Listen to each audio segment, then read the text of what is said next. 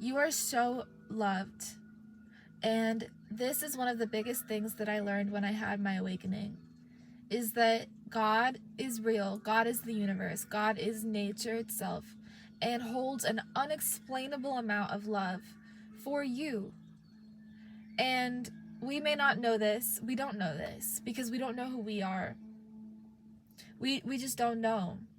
So we get lost. But if you think about it, all of the forms of life are being maintained. All of the planetary bodies are being maintained. There is a force that is pure love itself, that loves you so unconditionally that it has even allowed for you to forget your original consistency for the point of enjoying or experiencing human life.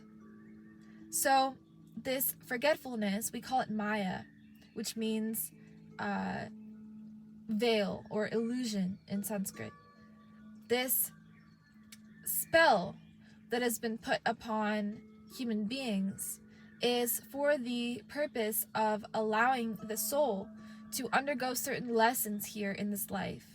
Because if we were aware, we would not have to take a human body. If we were aware of who we were, who we truly are, we would not have to take a human body. We would already be enlightened. We would already be aware, right? Awakened, but we're not.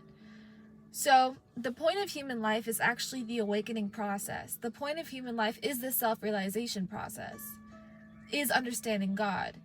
And a lot of us miss the point of human life. Think about it. Time only moves forward.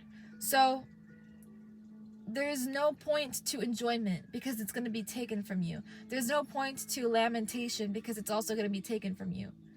So do not worry about too much stuff here. Do not get so attached to the material life. Do not get attached to you as a human being, because we are here for a short time. So what is constant? What is permanent? What is lasting? Our relationship with the infinite, our relationship, our direct connection, umbilical cord, our spiritual umbilical cord to God is what is the most important thing. And that is what is infinite. And that gets strengthened. It's always there, but it gets the awareness of it gets obvious when we experience our awakening or when we experience enlightenment. We understand that there is an umbilical cord, there's a connection.